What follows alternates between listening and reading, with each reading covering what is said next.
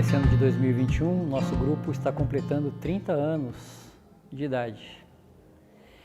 E para comemorar essa data, a nossa mestre Elza, no meio desse ano, no meados de agosto, por aí, ela me pediu que nós produzíssemos um documentário contando a história do grupo, desde a sua origem, desde quando começou e passando por diversos momentos. E, infelizmente, não tivemos oportunidade de gravar o depoimento dela. Mas, por sorte, nós tínhamos em mãos um DVD que ela tinha gravado há 13 anos atrás, que conta muitas passagens da história do grupo. Então, não conseguimos gravar o momento atual dela, mas temos essa preciosidade que vamos incluir aqui no nosso documentário. Então, vamos ouvir essa história com a voz dela mesmo, por ela mesma, nesse nosso vídeo que foi gravado há 13 anos atrás. Um grupo de atores, eles foram convidados para representar essa peça lá em Manaus. E quando acabou o espetáculo, um dos mestres que dirigia o núcleo de lá convidou os 4 para irem beber vegetal. Eles foram e a experiência para eles foi muito forte e eles receberam um litro de vegetal para virem beber aqui em São Paulo. Aí quando eles chegaram aqui, falaram para ele dessa experiência e disseram que tinha sido muito importante para eles. E o Marinho resolveu então ir até Manaus para experimentar também. E depois que ele experimentou, ele bebeu algumas vezes lá e ficou com muita vontade também que um grupo que ele tinha aqui de teatro, as pessoas bebessem, e começou a lembrar de várias pessoas que ele achava que gostariam de beber. Então ele pediu autorização para trazer uma quantidade um pouco maior e beber aqui em São Paulo. Então, na primeira sessão que eles fizeram, meu irmão pediu autorização para o meu pai, para ele podia fazer essa sessão num sítio que a gente tinha em Cotia. Eu estava para mudar de uma casa para outra e nesse meio tempo eu resolvi passar um tempo lá no sítio. Eu já estava lá no sítio mesmo, ia ter uma sessão. Meu irmão veio e disse: não, olha, vai ser bom para você. E eu, então, mais para agradá-lo, né, para não ser assim, do conto e tal, fui beber. E foi assim uma grata surpresa. Da primeira vez que eu bebi esse chá, eu já senti uma diferença muito grande dentro de mim. Bem, nós tínhamos o nosso núcleo, estávamos indo muito bem o nosso núcleo. Então chegou uma pessoa que era do nosso grupo que tinha viajado no exterior e voltou dessa viagem contando que havia encontrado um mestre na Índia que tinha lembrado muito a ele, o mestre Gabriel.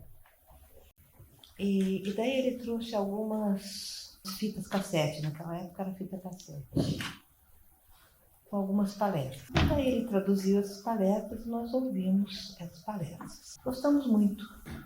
O meu irmão, que dirigia o núcleo nessa época, resolveu mandar essas fitas para o mestre lá de Manaus, achando que esse mestre ia gostar bastante da fita também.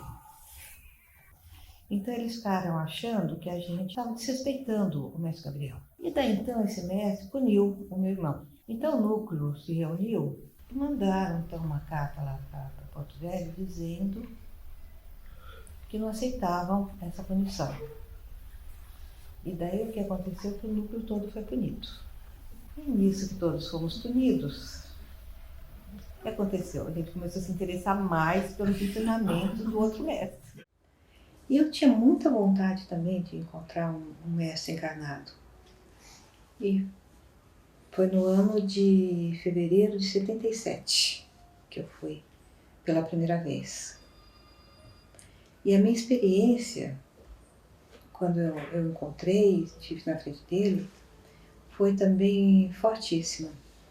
A minha sensação é de que ele me conhecia totalmente, que eu não precisava nem falar quase nada, porque ele sabia exatamente o que acontecia comigo, muito mais do que eu mesma. E já na primeira vez que eu estive na frente dele, que ele me deu o meu nome de Sânias, Ma Prearsha. Ma toda mãe lá, toda mulher lá é chamada de Ma, né, que significa mãe. Pre significa amor e Arsha, misterioso. Então ele me falou dos vários níveis de amor, né, que eu deveria desenvolver até chegar no grande amor, que é o amor misterioso. E deu instruções assim bem pessoais, que eu guardo assim como um tesouro que eu recebi. Então eu fiquei lá durante 2 meses e ele perguntou se eu queria fazer alguns grupos de crescimento, que eram workshops que ele desenvolvia lá.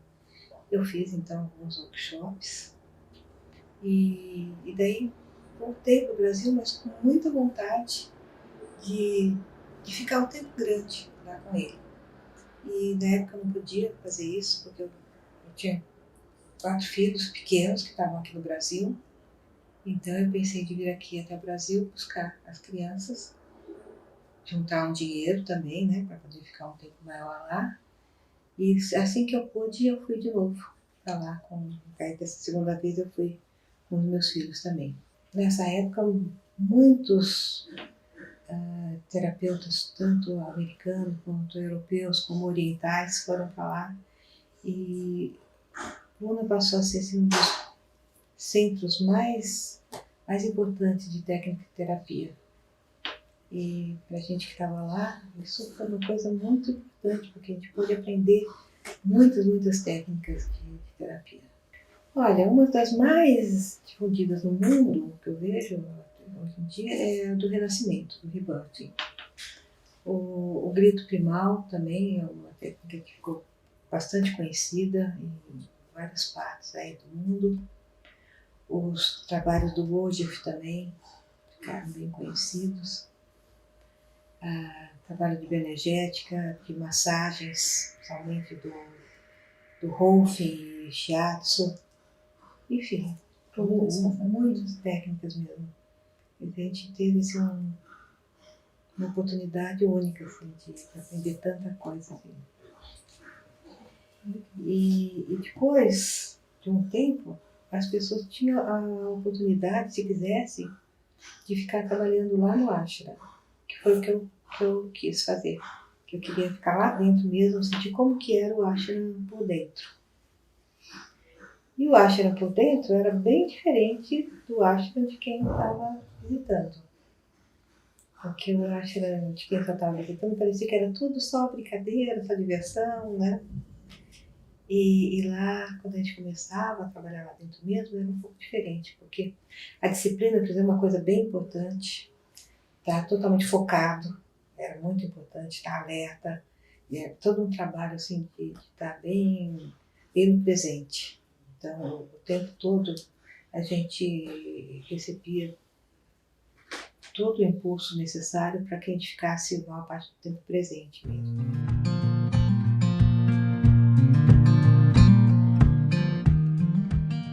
Daí aconteceu que um cliente meu, que bebia no Santo Daime,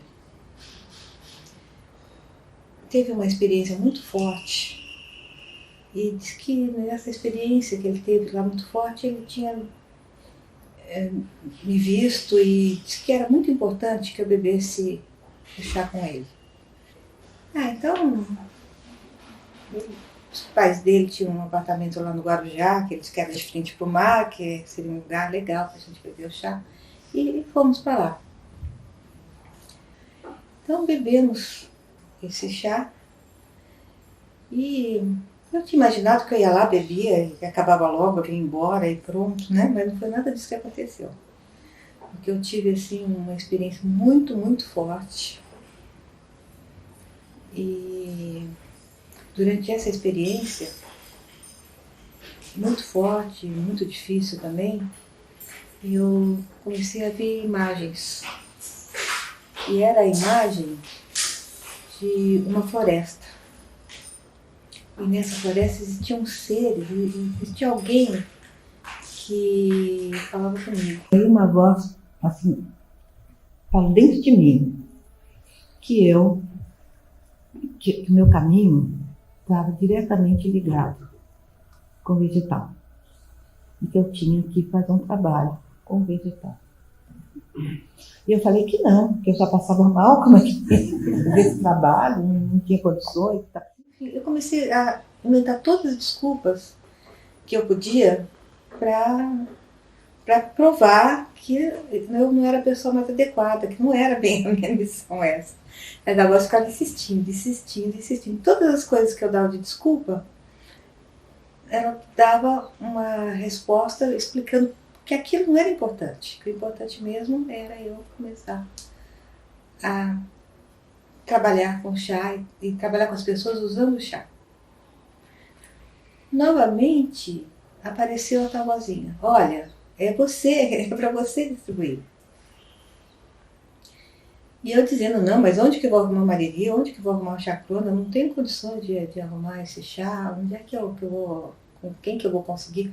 Porque naquela época não era fácil como hoje em dia. Mas eu só posso ficar insistindo que não, que eu ia conseguir um jeito de distribuir. Daí esse meu cliente, que era, nesse momento já era um grande amigo meu, né, o Luciano, falou: vamos lá para o norte, a gente procura lá. Mas eu não sabia direito onde procurar. Né? Então eu pensei assim: bom, acho que um jeito é procurar um mateiro, alguém que saiba da floresta, que encontre então o mariri.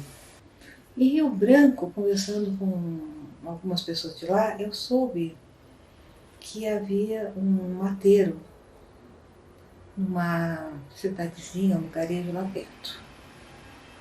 Então nós fomos lá conversar com esse mateiro. Aí ficou meio dúvida e tal, se sim, se não, pediu 2 dias para dar uma resposta. A gente esperou esses 2 dias e finalmente ele concordou e fomos. Ele disse que sabia um lugar que havia um pé de mariri. Nós saímos logo cedo e entramos pela floresta e ficamos horas na floresta ali, procurando e não encontramos o mariri. Daí ele falou: olha, então não sei mais o que aconteceu, eu perdi a noção, não sei mais onde que é, melhor a gente ir embora. Quando a gente vinha voltando pela estrada, ele viu um rapaz conhecido dele, e o rapaz falou: o que vocês estão fazendo por aqui? Estava procurando mariri. O rapaz falou: eu sei onde que tem um pé. Aí voltamos nós de novo lá onde ele disse que tinha esse pé. E entramos novamente na floresta e realmente encontramos esse pé. E bem interessante também, porque era um cipó que ele não estava enroscado, não estava enrolado em nenhuma árvore, ele subia assim ao lado da árvore. E eu achei tão interessante aquilo, porque parecia assim algo mais independente, né? A própria forma dele subir. Então, eles cortaram, né, o mariri, e cada um pegou um tanto e voltamos para Rio Branco. Daí então faltava chacrona. Onde é que vamos achar chacrona? Aí, como ele era do Santo Daime, ele falou: vamos lá na colônia 5000, que era uma colônia lá, uma comunidade do Santo Daime. Daí fomos até lá e o padrinho de lá, que o nome dele é Nonato, concordou em fornecer pra gente um tanto de folhas. E daí chegamos aqui em São Paulo no dia 23 de dezembro. E começamos esse preparo no dia 24 de dezembro. Bebemos pela primeira vez nessa sessão de Natal, que foi uma sessão de Natal. Então, desde aí, sempre o nosso aniversário é numa sessão de Natal. E eu convidei para essa sessão as pessoas que eram meus clientes na época, juntamente com seus maridos e mulheres e tal, né? Então, foi uma sessão bem inesquecível, porque, com exceção do Hélio, que era um amigo meu, né, que tinha ficado com a distribuição durante muitos anos aqui em São Paulo, e o Jorge Barbieri, também um amigo, as demais pessoas não sabiam nada. Tinha a minha filha Janaína também, que estava nessa sessão, que tinha bebido já algumas vezes na União do Vegetal.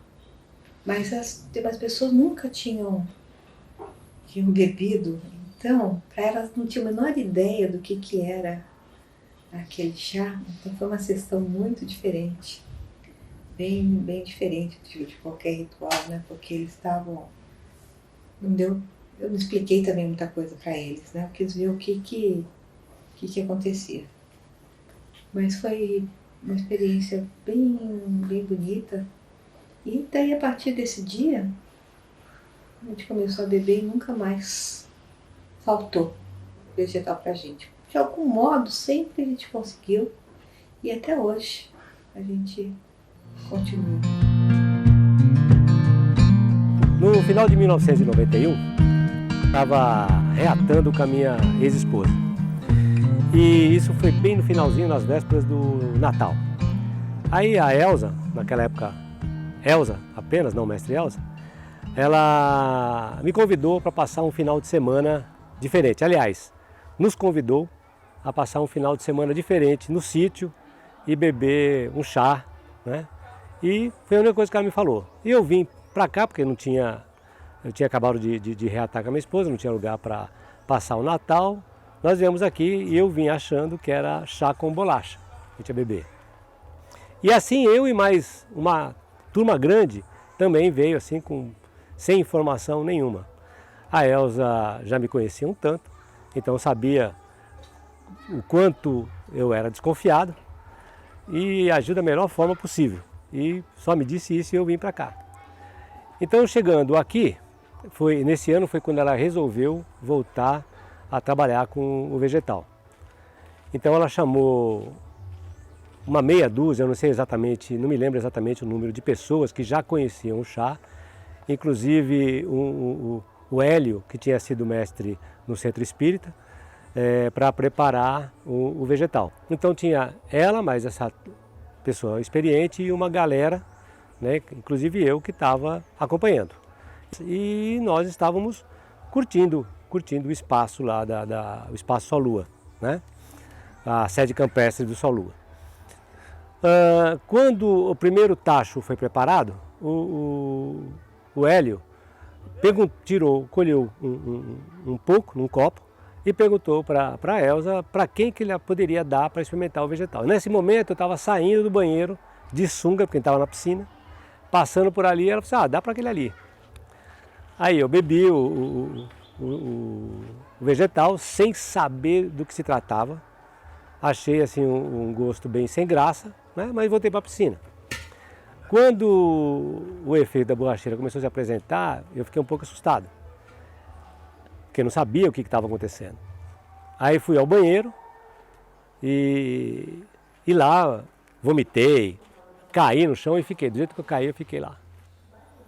Aí comecei a ter um monte de admiração. E uma das admirações foi ter visto a mestre Elza entrar no banheiro de olho fechado. Entrar no banheiro e se agachar na minha frente. Aí eu abri o olho e ela estava exatamente como eu estava vendo de olho fechado. E foi assim, uma experiência fantástica. Completamente nova no sentido, mas eu sentia uma certa familiaridade com aquilo. Aquilo para mim não era totalmente estranho. Era familiar. Então essa foi a minha primeira experiência. Aí naquela noite, às 8 horas da noite, nós tivemos uma sessão que foi dirigida pela mestre Elza e foi a sessão inaugural do nosso grupo.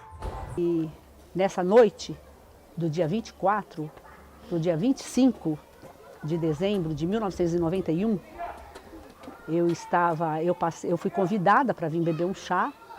E eu achei muito estranho a gente beber um chá. Eu sabia que tinha um chá, que as pessoas tinham um pouco de preconceito, um pouco que as pessoas achavam que era droga. Mas eu topei. A Elza falou para mim, você quer ir? Quero. E aí eu vim. E bebemos o vegetal e eu sentei na mesa junto com as pessoas. E de repente eu tive uma sacada. Meu Deus, eu não sou a Nancy. Não existe esse ser chamado Nancy, existe eu. Eu não sou nem Nancy, nem Francisca, nem Maria, eu sou eu. E que eu comecei a perceber que eu tinha recebido um nome para poder me identificar, mas que eu não era aquela pessoa, não tinha aquele nome, não era eu. E aquela sensação foi crescendo e foi crescendo, e de repente eu me vi numa situação, gente, numa lembrança, onde eu não era eu mesma, eu não era nem Nancy, nem coisa nenhuma, eu me vi numa encarnação, onde eu era um homem. E eu era um homem, me lembro direitinho das feições desse homem, que eu me lembro do que eu lembrava de mim, né? Que eu tinha cabelo preto, que eu tinha os olhos grandes, e eu estava no momento da minha morte. Eu estava passando muito mal, estava no momento da minha morte. E eu estava num quarto, numa cama de solteiro, e do meu lado estava, desse meu lado aqui, uma pessoa, desse lado aqui, uma outra pessoa, e aqui do meu lado estava uma outra pessoa, que era meu filho, minha filha e minha mulher. E eu senti muita sede naquela hora. E eu pedi para minha mulher se ela podia buscar água para mim. E eu lembro que eu tive muita dificuldade de falar isso, porque eu estava assim, num momento muito onde eu estava sem possibilidade de falar, não estava conseguindo falar direito. E aí ela falou sim, e saiu. Só que quando ela saiu, eu comecei a sentir os meus pés adormecendo e as minhas mãos adormecendo. E eu comecei a perder o contato com as minhas mãos e com meus pés. Eu não sentia mais que eu tinha mãos e pés. E aquela sensação foi subindo e foi se aproximando cada vez mais do meu tórax. Fui perdendo a sensibilidade nos braços, nas pernas, e foi subindo, subindo, subindo, e tudo da minha percepção se concentrava aqui ao lado do meu umbigo. E eu vi nesse momento, eu senti nesse momento que eu era alguém que estava saindo pelo meu umbigo naquela hora. E eu saí e senti uma sensação de espreguiçar muito boa. Eu me espreguicei mesmo, como se eu tivesse contida num lugar muito menor do que eu estava querendo, que eu estava podendo. Então eu me espreguicei, eu expandi bastante. E nessa expansão, eu comecei a perceber que eu também perpassava outras entidades que também estavam ali, como eu, expandidas. E quando eu perpassava essas entidades, eu sentia o que estava acontecendo com elas. A gente não precisava se falar, não tinha essa comunicação verbal, mas tinha uma comunicação de compreensão. Que eu perpassava por essas outras energias, que eram provavelmente pessoas que também estavam, como eu, ali expandidas no universo. E eu fui expandindo e fiquei muito grande. E comecei a sentir muitas outras energias perpassando por mim. Foi uma das experiências maiores e mais esclarecedoras que eu tive na minha vida, de perceber que eu era mais do que a Nancy. Eu era também um ser igual aos outros e que não tinha dimensões. Eu podia ocupar o espaço e o volume que eu quisesse. E isso era uma coisa muito boa. E andei muito por esse espaço, foi uma coisa muito prazerosa, muito boa estar fora do corpo, uma coisa muito boa. E essa foi a minha primeira experiência. Eu demorei mais ou menos uns 3 meses para me reconstituir novamente, encarnada como Nancy, porque eu fiquei, além de encantada, muito impressionada com tudo que eu senti nesse dia. Foi uma coisa muito forte para mim. E a partir daí, eu nunca mais deixei de beber vegetal. Então, naquela época, a gente não tinha um espaço específico para beber vegetal. Nós bebíamos vegetal lá onde é a sede campestre do Sol Lua. Nós bebíamos no salão de terapias, que era menor do que o que é hoje. E quando vinha muita gente, que às vezes vinha muita gente, a gente bebia naquele salão ao lado, aberto, né, para abrigar mais pessoas. Tivemos muitas sessões lá. Depois, quando a mestre Elza e o mestre Paulo mudaram para Jundiaí, nós passamos uma época bebendo vegetal lá também, em Jundiaí, na casa do mestre Paulo. E depois de um tempo, a mestre Elza resolveu fazer uma doação desse espaço aqui para que a gente construísse as nossas instalações que existem hoje. Então, a primeira obra que foi a construção do salão de preparo. Nesse espaço aqui, era um lixão usado pela vizinhança para despejar entulho, lixo, enfim, era mato e lixo. Então nós tivemos que limpar, fazer esses cortes no terreno, fazer o corte aqui, a instalação desse prédio, que de lá para cá já foi ampliado, eu vou mostrar como é que é. Então, originalmente, esse salão, ele vinha até aqui. Daqui para cá era uma varanda com a porta de acesso naquela parede lá. E nós bebemos vegetal aqui, como nosso salão de preparo e salão do vegetal, durante bastante tempo. Depois, mais para frente, mais recentemente, nós ampliamos com essa varanda aqui e toda essa parte aqui do salão. Então, inicialmente nós não tínhamos uma fornalha, o que nós tínhamos aqui era um buraco no chão, que ficava aqui, mais ou menos. Um buraco no chão, onde a gente punha a lenha e os tachos em cima e preparava o vegetal aqui, durante muito tempo. Aí mais para frente, a gente tinha muito problema aqui com fumaça, preparo, então nós resolvemos fazer uma fornalha nova. Fizemos uma fornalha nesse estilo aqui, mas um pouco menor, que nós usamos durante alguns anos. E depois essa aqui já foi uma evolução daquela fornalha original. Então as sessões aqui a gente fazia no estilo que o mestre Gabriel nos ensinou. Então tinham 3 mesas, sentavam em torno dessas 3 mesas 6 pessoas, então 6 vezes 3, 18, davam 20 pessoas na mesa, porque tinha uma na cabeceira, o mestre dirigente e o mestre auxiliar na cabeceira oposta. E o resto da turma ao redor da mesa, junto à parede. Quando nós começamos, assim, mais rotineiramente, mais frequentemente, era um pouco mais de 20 pessoas, menos de 30. Então o salão era mais que suficiente. Quando eu cheguei aqui, em 1994, esse espaço ele era bem diferente. Ali, por exemplo, que a gente tem o nosso salão de preparo, não existia essa construção, tinha só uma estrutura de metal e ainda não tinha contrapiso, não tinha nada. Então, quando eu cheguei aqui inicialmente, no primeiro dia, depois de ter bebido vegetal, a gente veio até aqui, estava eu, na época, tinha Aguinaldo, Valtinho, Elza, Jorge. Então lembrar que Marcos, Aguilera, Nancy, bastante gente. E a Elza olhando aqui falou assim que, conversando com a gente, que não era, seria melhor que um grupo de autoconhecimento. Aqui na época era um lixão, né? Por conta de uma outra comunidade que tinha existido aqui. E a gente precisava então tirar esse lixão e fazer um lago. E a gente, eu imaginei na hora, né? Eu falei, tá bom, vamos cavar um lago. Aí ela falou assim, não, então pega uma pá, vamos começar aqui a ver qual é a maneira que a gente vai fazer. E realmente foi uma saga, cavamos esse lago.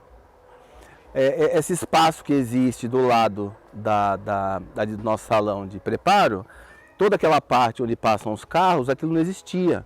O terreno ia até bem perto, mais ou menos uns 50 centímetros, perto daquela parede. Então, a terra que tiramos do lago, ela foi toda transportada para lá e construímos toda essa passagem que utilizamos hoje para andar por aqui até o salão. Nesse período que a gente começou a criar esse lago, começamos a vir aqui nos finais de semana. Então a gente vinha no sábado de manhã, tomava café da manhã, começávamos a distribuir os trabalhos. Pessoas, mulheres principalmente, ficavam na parte da cozinha, junto com os homens na parte da limpeza e a grande maioria se dedicando aqui para cavar o lago. E foi um momento muito bonito, né, de força coletiva, porque acho que deu mais ou menos um ano, um pouco mais de um ano, a gente tinha conseguido cavar, retirar todo o lixão que tinha aqui e cavamos, construímos esse lago. Aí tinham várias madeiras, ficavam atravessadas, a gente corria, passava o carrinho pelas madeiras para levar a terra até lá em cima, cavando. Tinham pedras enormes aqui que a gente foi quebrando essas pedras até criar todo esse espaço que é o lago. E aí o Marcos Bravo, que ele é agrônomo, ele junto com ela foi tendo algumas ideias, ele foi propondo essa vegetação, então nós começamos a plantar, né, essas árvores aqui ao redor do lago.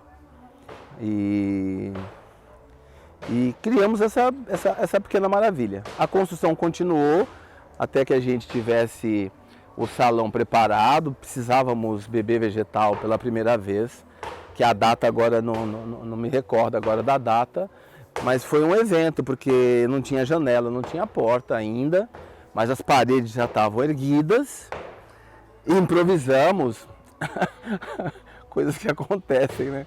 Como o espaço ali fora ainda é muito restrito e não tínhamos banheiro, eu e um irmão na época, o Nosor, nós ficamos ali e conseguimos fazer um banheiro, um banheiro ali bem perto onde está aquela janela grande, tinha um banheiro ali para quem se aventurasse, tivesse muita necessidade de ir ao banheiro, tinha ali uma alternativa. Um período muito, muito rico, eram muitas pessoas que passavam aqui os finais de semana, cavando e contando histórias e compartilhando experiências. Uma das épocas assim que foi um senso de irmandade muito, muito forte.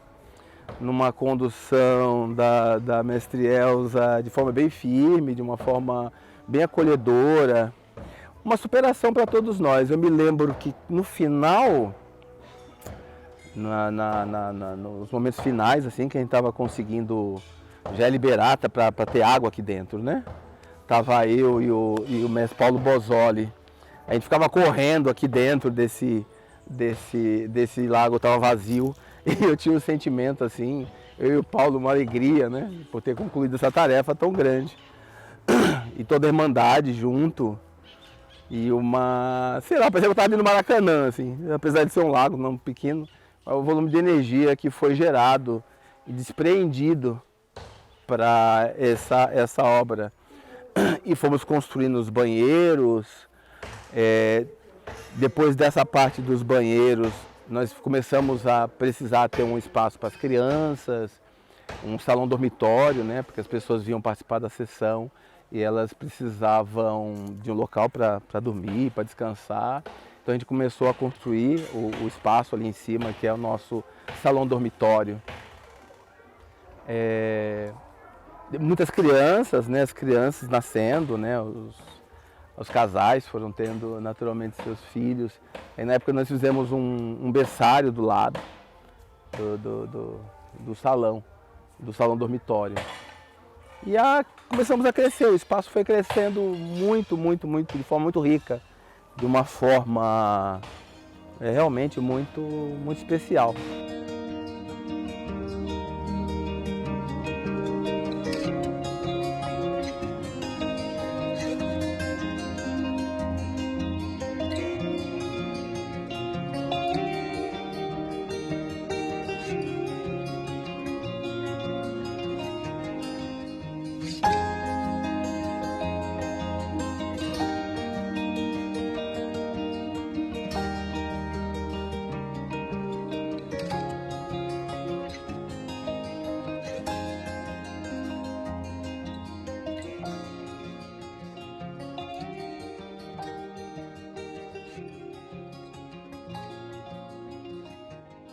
E naturalmente todo esse trabalho foi construindo dentro da gente, dentro dessa irmandade, uma solidez interna. Porque essa parte do embelezamento externo, dessa obra externa, na verdade foi construindo dentro de todos nós um sentimento que através de uma ação de união, o ser humano dentro de uma ação de união não tem limite. Não tem limite. Vencendo naturalmente as dificuldades do ego, alguns cansaços e irritações que são naturais. Conseguimos realizar uma obra, um local que hoje eu tenho como um pequeno paraíso, feito pelas nossas mãos e os nossos esforços. Os recursos vinham pelas festas que nós fazíamos, né? Festa da primavera, festa junina, muita rifa. O pessoal falava de rifa, vai ter mais rifa, precisamos fazer. E superar essas dificuldades e gerar recurso suficiente para construir um espaço que acolhe muitas famílias. Pessoas que são buscadoras, que querem achar um caminho para elas. Depois que o salão do preparo já estava relativamente feito, construído, tínhamos até feito algum embelezamento, o grupo começou a ter um bom volume. Nós fazíamos os preparos de vegetal lá. Então tínhamos a necessidade de partir para a próxima etapa, que era ter nosso templo, né, para poder beber. Ter o nosso templo para poder comungar o vegetal. Inicialmente o templo seria onde hoje é a nossa cozinha, né, o espaço seria ali, mas na época conversando, pensando quais seriam as possibilidades, porque ali ficaria muito perto da estrada por conta do barulho, né? Então a gente escolheu ter esse outro local aqui, onde a gente passou a idealizar esse espaço para poder construir o nosso templo. Tinha uma dificuldade que aqui era o nosso plantio de mariri, né? Então nós foi preciso transplantar os pés de mariri para outros locais, mais para trás no terreno. Aqui era bem irregular, então veio uma máquina, ela planou esse espaço e a gente com as rifas, com as festas, conseguindo recurso para iniciar a construção do nosso templo, que a mestre Elza idealizou, ficou assim bem, vamos dizer assim, sintonizada qual seria a forma correta dentro da nossa ordem para a construção de um templo. Então ficou um tempo que tem um formato circular. Isso gerou toda uma demanda dos engenheiros do grupo, dos arquitetos também do grupo na época. Então a gente começou a construção do nosso templo, que foi assim também uma baita de uma aventura. As janelas, esse vitral aqui, que fica justamente aqui na abertura, que quem desenhou e idealizou esse vitral foi a mestre Elza. E ela, na época, fazendo a casa dela, ia, né, colando cada pedacinho. E aí juntou todo mundo lá para ajudar, para, né, colar cada um pedacinho, encontrar uma forma do desenho, né, casar aqui nesse vitral. Que foi, depois que o templo estava construído, nós colocamos esse vitral e foi uma aventura colocá-lo aí. E está aí firme e forte até hoje.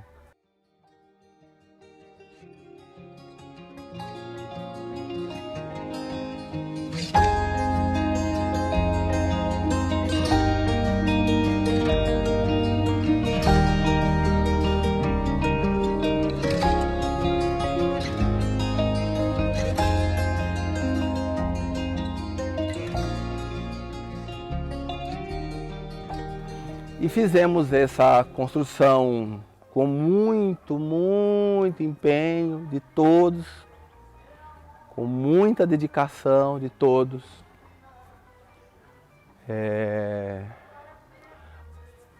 E ficou realmente um local muito especial.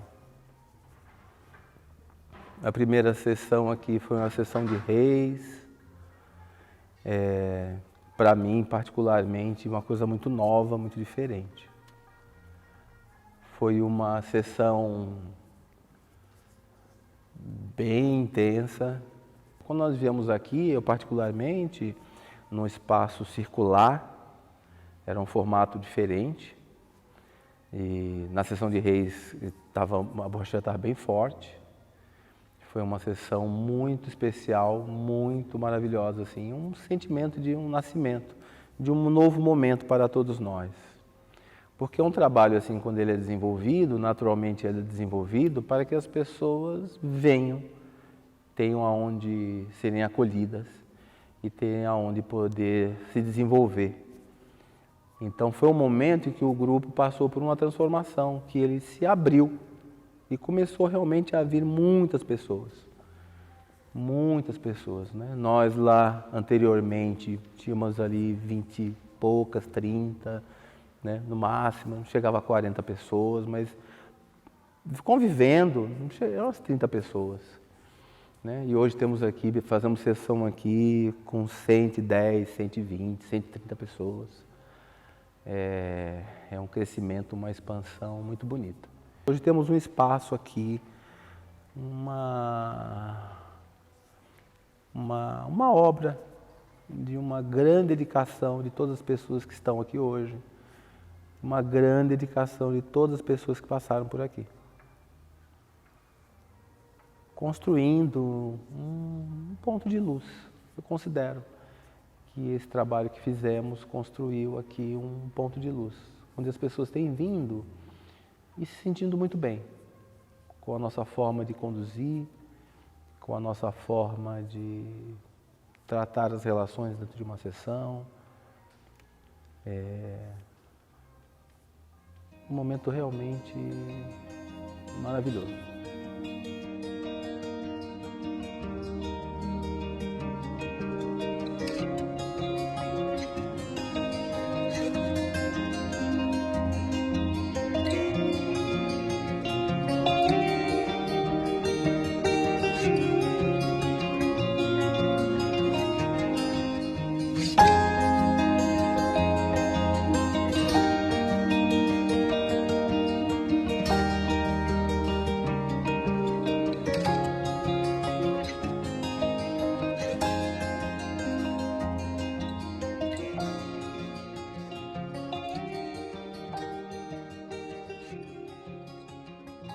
Então, durante muitos anos, nós desenvolvemos o nosso plantio de Mariri e Chacrona aqui na área do próprio sítio.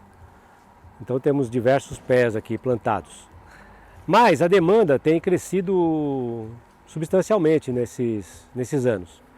Então a mestre Elza sentiu a necessidade de que a gente tivesse um espaço específico para plantio, um espaço grande que a gente pudesse plantar muitos pés de Mariri.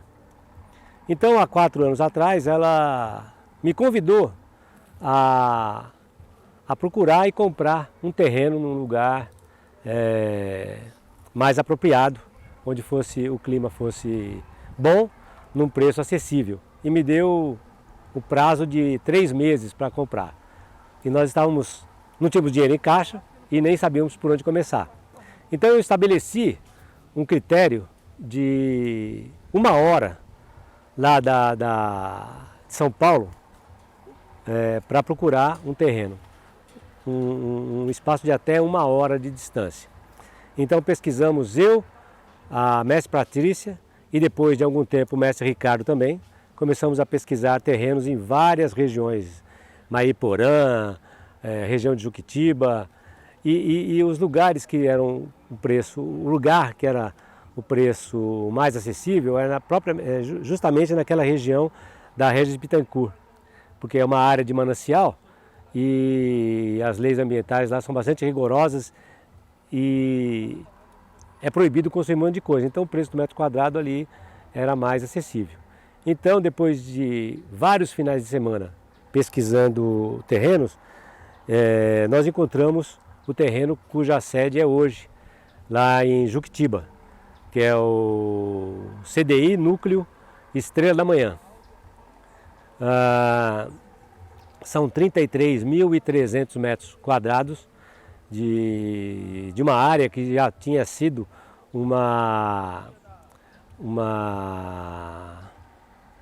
plantação de uvas de uma vinícola. Então é um terreno muito propício para plantio, já cortado em curvas de nível.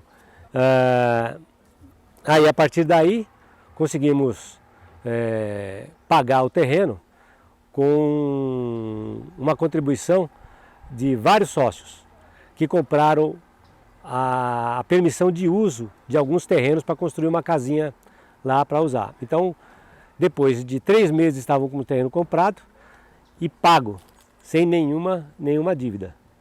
Foi assim uma coisa que eu mesmo não acreditei de tão importante esse resultado. Trabalhamos praticamente todos os finais de semana lá. Tivemos uma sessão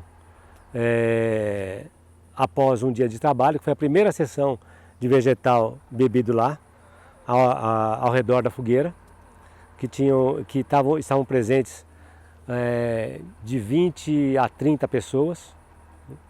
Eu que dirigi a sessão, contei a história da ayahuasca. Foi uma sessão assim, fantástica, com a lua cheia, céu estrelado, uma experiência muito, muito encantadora. Então, depois de um tempo, nós começamos a construir o salão de preparo, que hoje é o salão onde se bebe vegetal lá, os banheiros, vestiários e a cozinha. E depois, mais em seguida, construímos também uma sala para crianças, que é onde as crianças ficam enquanto está tendo sessão, as sessões.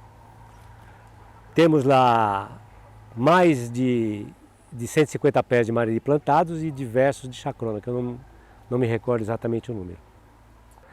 E conseguimos concluir o salão de preparo e os banheiros na data que foi estabelecida, dia 6 de janeiro. A criação do nome foi um exercício que eu e a mestre Celso fizemos para analisar que nome que a gente poderia dar lá. E foram várias sugestões que ocorreram, mas naquela época, a gente, como não tinha uma estrutura, quando a gente chegava lá para o trabalho, nós parávamos numa padaria que fica na entrada da cidade de Juquitiba, bem na Regis Bittencourt, que chamava Estrela, Padaria Estrela. E quando a mestre percebeu o nome da padaria, ela achou muito sugestivo aquele nome. Então, como existe uma ligação dela com a chamada da Lupuna Manta, que faz referência ao planeta Vênus, que também é conhecido como estrela matutina ou estrela da manhã, ela achou que o nome mais apropriado para ela considerou o nome mais apropriado, Estrela da Manhã, e que todas as pessoas curtiram bastante. E hoje o nome se dá pela importância da Lupuna Manta na história do vegetal e por essa coincidência da padaria Estrela, em Juquitiba.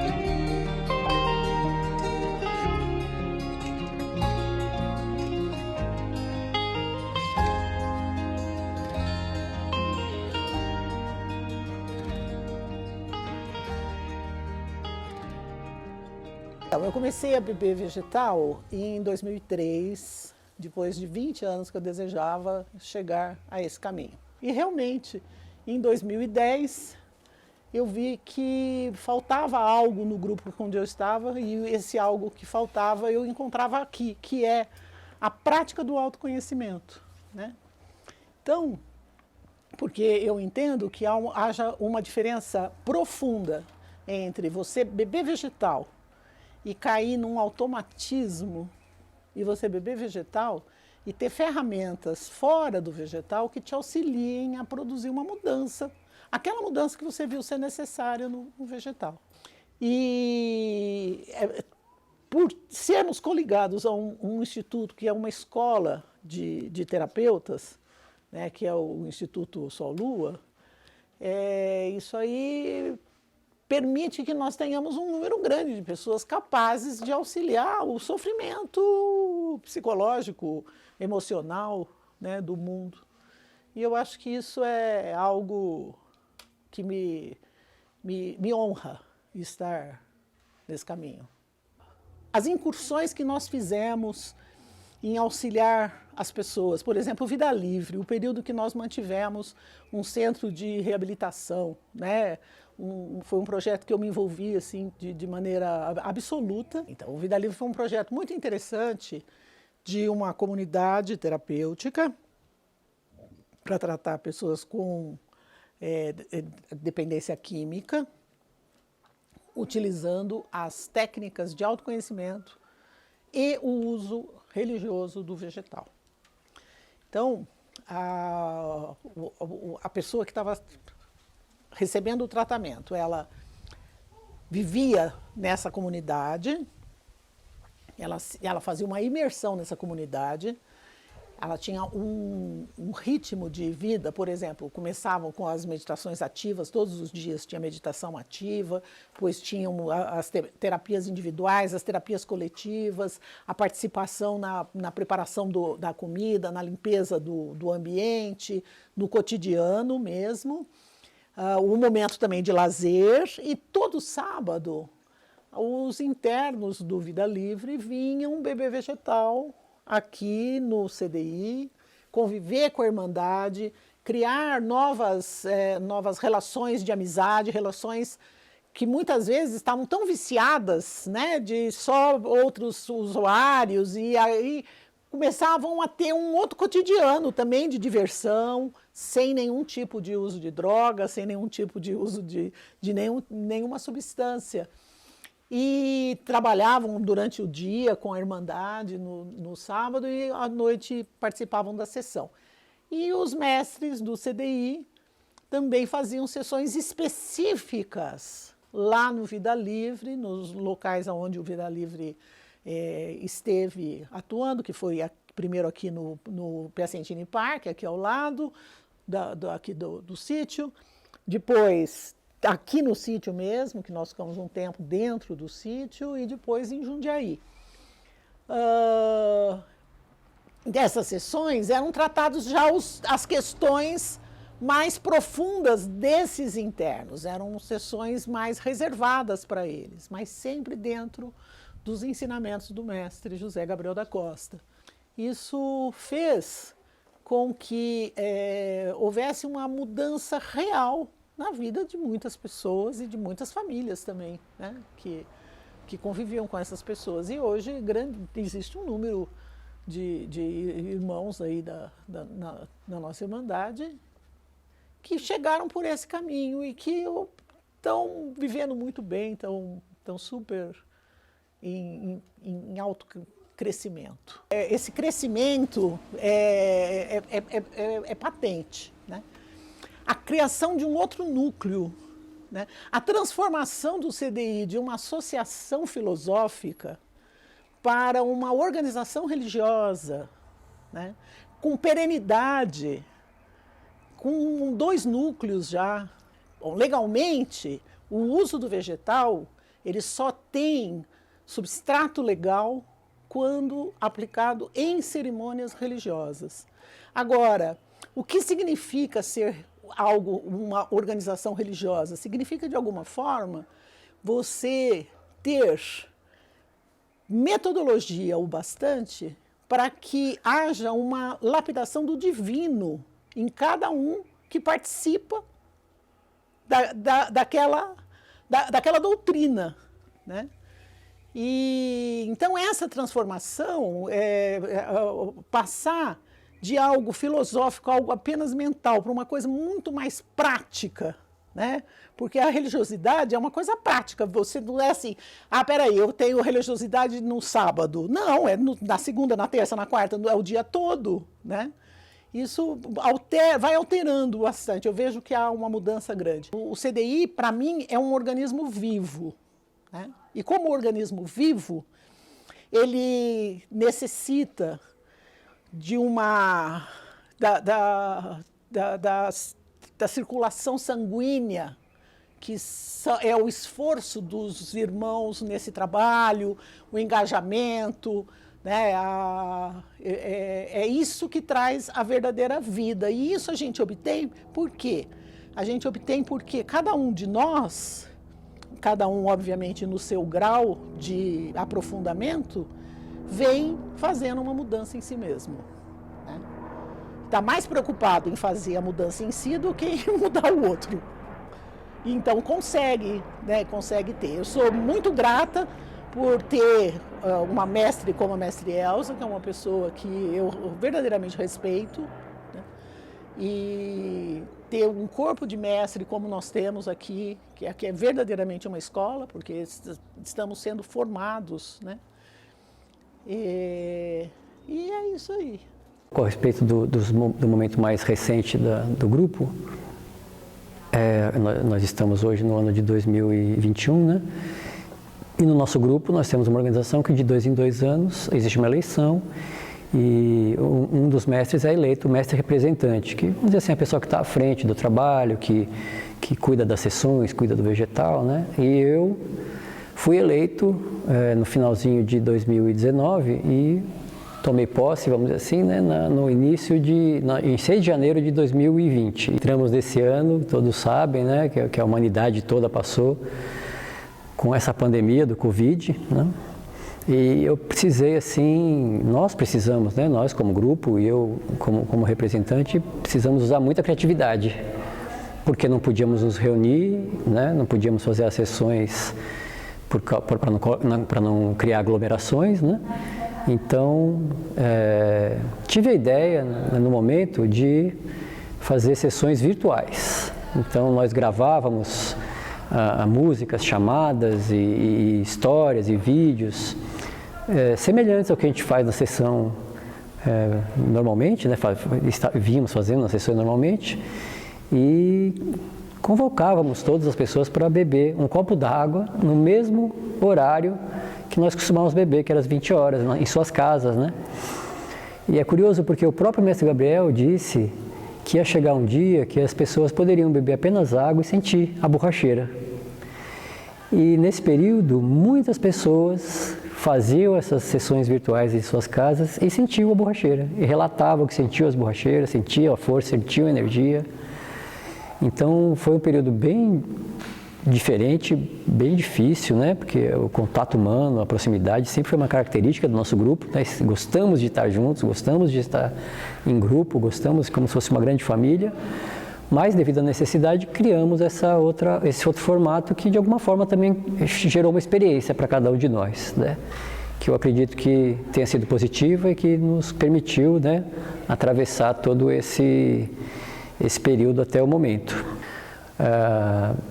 Outra coisa interessante que aconteceu foi que nós fizemos sessões com poucas pessoas, depois que a gente saímos dessas sessões virtuais, né, e quando voltamos em sessões com poucas pessoas.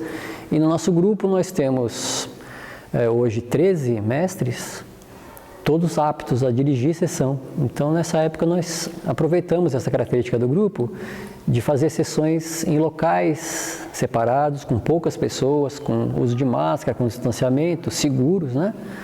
E cada mestre também pôde dirigir uma sessão a cada 15 dias, que em termos do crescimento da experiência de cada um dos mestres foi uma coisa muito rica também, né? Cada mestre teve a oportunidade de dirigir mais sessões e, portanto, vamos dizer assim, treinar mais esse lugar de estar dirigindo uma sessão, né? Então teve algumas dificuldades, mas também, por outro lado, teve muitos ganhos também, né? Teve muitos ganhos também. Falar sobre a passagem da nossa querida e amada Mestre Elza não é muito fácil. Uma pessoa assim que nos conduziu a todos até aqui durante 30 anos. Uma pessoa que eu posso dizer assim que se eu não sabia o que é amor verdadeiro, eu aprendi com ela. uma pessoa realmente amorosa, comprometida, firme, com uma capacidade de liderar e de fazer com que as pessoas confiassem em todas as suas propostas. Uma pessoa realmente que era uma luz para todos nós. E, infelizmente, no dia 1º de setembro desse ano, de 2021, ela pegou a Covid. E, infelizmente, o quadro dela foi se agravando. Ela foi para a UTI e sofreu aquele processo de entubamento. E depois ela chegou até sair da UTI e ficar alguns dias numa clínica de recuperação, mas infelizmente ela veio a contrair uma infecção hospitalar. Então, mesmo depois que ela fez a passagem, sinto a presença dela entre nós, sinto que ela nos orienta e sinto que ela está viva no coração de cada um de nós. E durante esses 30 anos, ela sempre nos orientou no sentido de cada um de nós do grupo aprendermos a sermos senhor e senhora de nós mesmos. Ou seja, de sermos responsáveis pelas nossas vidas e sabermos conduzir as nossas vidas de uma forma firme, confiante, com fé em Deus, com fé na vida. Então eu sinto que, apesar dela não estar mais materialmente entre nós, nós temos a capacidade, temos a condição de seguirmos com o trabalho amoroso que ela criou, seguir em frente, da forma como ela nos ensinou. Sinto que hoje o nosso grupo pode orientar muitas pessoas também daqui para frente. E por isso seguimos em frente, e seguimos com alegria, e seguimos com fé e confiança em Deus.